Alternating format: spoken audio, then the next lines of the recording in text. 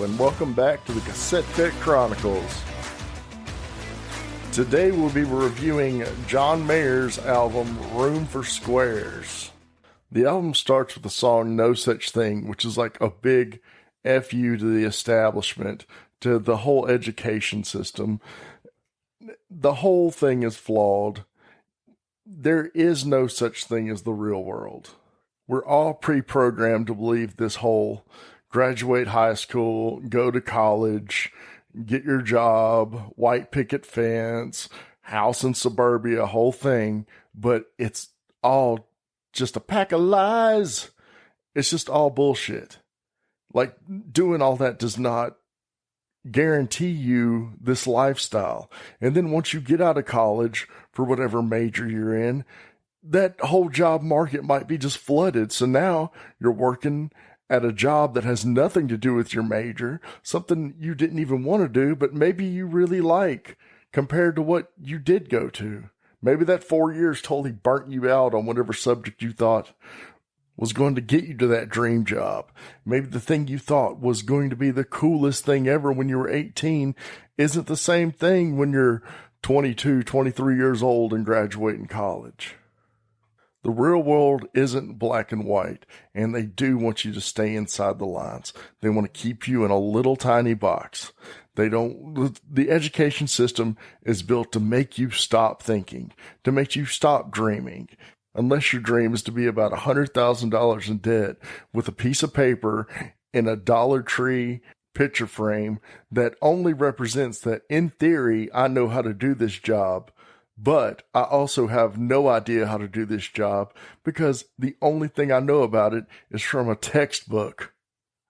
But just like the song says, sometimes you need to break the mold. You need to take the road less traveled. You need to be you. You need to take those crayons and color outside the lines.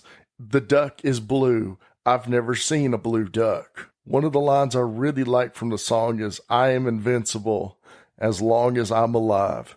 Because at that age, at that teenage to 20-year age, you feel like nothing can bring you down. Nothing's going to kill you. You're invincible. Why Georgia Why is a really good song about what I believe to be like the question everyone always asks themselves. Am I living my life right? Like, am I doing what I'm supposed to be doing?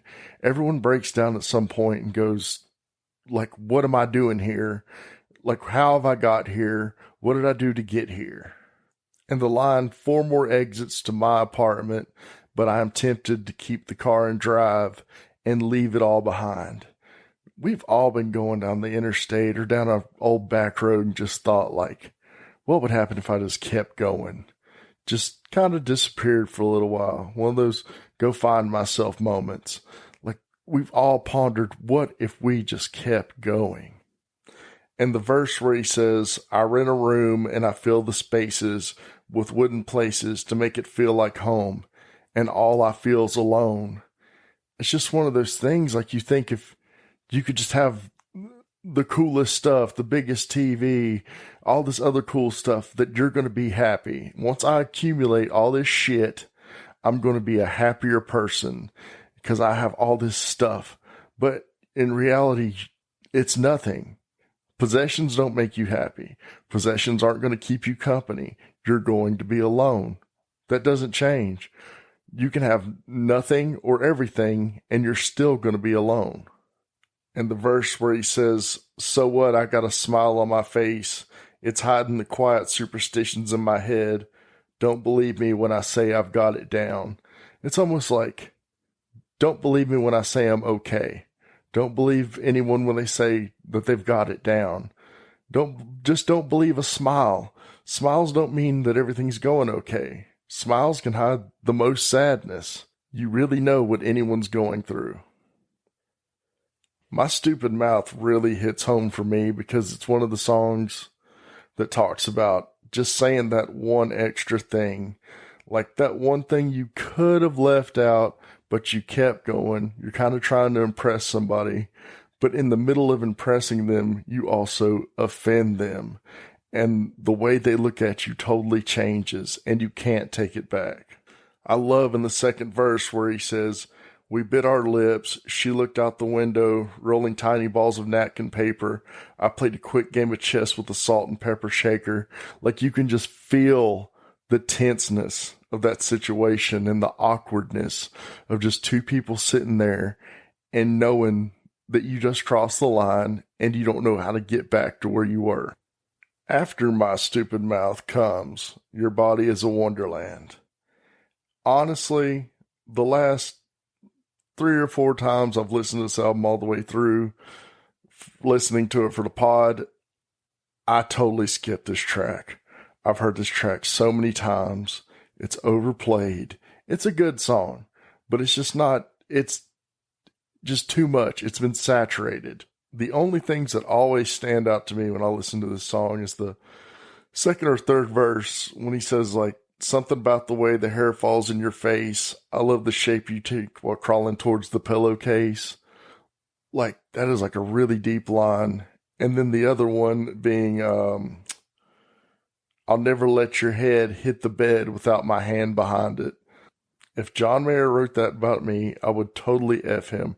But I heard that this song is about Jessica Simpson, which makes it kind of cool. I love the intro to the song Neon. Just John Mayer's guitar work sounds really good in this one. And I've always thought Neon was a song about like a girl that you're trying to save, that she's got a lot going on. She's always buzzing. So it seems like she's always at clubs. She's always drinking. From Mitch drinks to techno beats, she's heavy into everything. So I would assume like she does a lot of drugs, and who knows how long she can go before she burns away. I really love upbeat songs like this that have kind of a darker subject matter, almost like Third Eye Blind, Semi-Charmed, where it's all about doing crystal meth.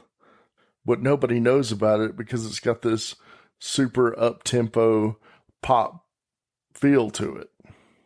Then comes one of my favorite songs, City Love, which to me is about that sweet honeymoon phase of a relationship where it seems like either of you can't do any wrong. Everything she says is amazing. You love everything they do, but then all the little things that you thought you loved they do end up being things that you hate that they do. Like, oh my God, I love when she sings in the car. I love her voice. And then like 8 months later, you're like, why won't she stop singing in the car? Like this shit is annoying. She steals my clothes to wear to work. I know her hairs are on my shirt, which is all like, oh, that's so cute. But then you're like, God, these women shed like crazy. Every bit of their hair is on everything you own.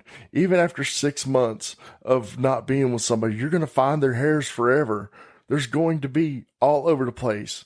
And it's like the shower, the boat, the living room, the RV, the camper. This song is littered with great lines, like, she keeps her toothbrush at my place as if I have the extra space. And the lyric, falling asleep to the sound of sirens. Like, I used to get it mixed up and used to think he was saying falling asleep to the sound of silence. And I thought it was like a Paul Simon nod. But then I realized it was sirens and it made it like even cooler. The song 83 is almost wishing you were young again, wishing you were little again. Here I stand, 6 feet small, romanticizing years ago. It's like even though you're all grown up and you are an adult, like you still have an inner child. And the older you get, the fuzzier your childhood memories get. Like, and most of my memories have escaped me or confused themselves with dreams. Did that ever really happen? Did I dream it? Was it really a part of my childhood? You almost have to get with a parent or a sibling just to confirm that your memories are solid. And love the line from this song, whatever happened to my lunchbox? When came the day that it got thrown away? Like, think about that. Like, I remember one of my favorite toys was a Ghostbusters Proton Pack, probably from like the Ghostbusters 2 movie. And I love that thing, but have no idea what happened to it. It just disappeared. Like what happens Almost like what happens to your childhood. It all gets thrown away or passed down to somebody else and disappears. I remember one of the first times I heard the song 3 by 5. I was out in my garage and there was whatever kind of streaming service I was using at the time, and it came on and I was like, what is this song? I've never heard it before. Even though I had this Room for Squares album, I'd never listened to 3 by 5. And then I was like, this is so good. I kind of don't like it as much now, but it's still a great song. I think it's a song that has a lot of meaning today because, like, you need to live in the moment. Like, watch that sunrise. You don't need to have a camera by you 24/7. You don't need to record every second of your life and put it on Instagram or TikTok or Facebook. And I know what you're saying, but Doug, you're making a podcast about it. Yeah, but I'm telling you how I feel about the song. So, like, that's the way it is. Like, you don't need to be in the front row of a concert recording it. Put your phone in your pocket. Like, soak up these memories that you're never going to be able to get again. Watching the video isn't going to be as cool as watching it through your own eyes.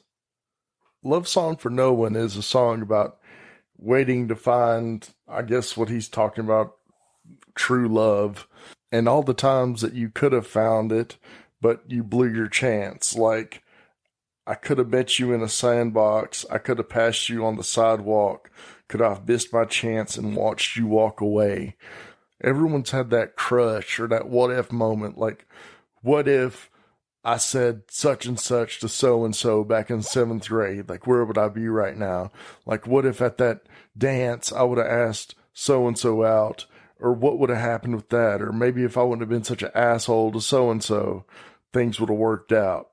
And I love that it's a love song for no one. So many songs are written and people think like, oh my God, like, I wonder who he was talking about when he wrote this song because it's so deep.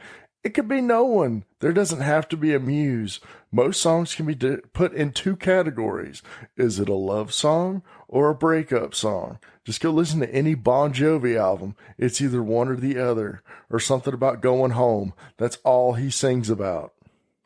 And then honestly, I feel like Back to You is where this album ends. I don't think that I've listened to the next 3 tracks unless it's been on accident. I don't know if I just feel like they're filler, if Back to You is just like, to me, the ending of the album where it should have wrapped up, but they were like, hey, let's put 3 more songs on this thing. Back to You is kind of a song about like that one person who, no matter what, no matter the distance, no matter the time, it just always comes back around. Over you, I'm never over you, something about you. It's just the way you move me, this is a person that you're never going to forget. They're always going to vaguely be on your mind at some time. Some of my favorite lines from this song is, I walk with your shadow, I'm sleeping in my bed with your silhouette. And the bridge part, leave the light on, I'll never give up on you, leave the light on for me too. Like, I'll be there for you anytime you need me, but I want you to be there for me anytime you need me too. About time to wrap this episode up as my legs are slowly falling asleep, and this is the longest episode I've ever recorded, so I'm either getting better at this or I'm just going on silly rants about song lyrics that are almost meaningless. But if you want to contact me, remember you can email me at cassettedeckpod@gmail.com. Follow me on Twitter at cassettedeckpod, on Instagram at cassettedeckchronicles, and I believe I'm on TikTok at cassettedeckchronicles. I don't know. There's a link tree on Twitter and Instagram. Click it. You'll find it. I also started a YouTube. Going to try to start transcribing these recordings into YouTube videos. So looking forward to that, and catch me on there.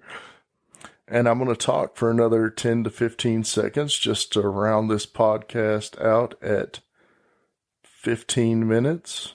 And I know people hate when you call them podcasts. They're supposed to be called episodes, but that was a slip up, and we're at 15. All right. Woo woo.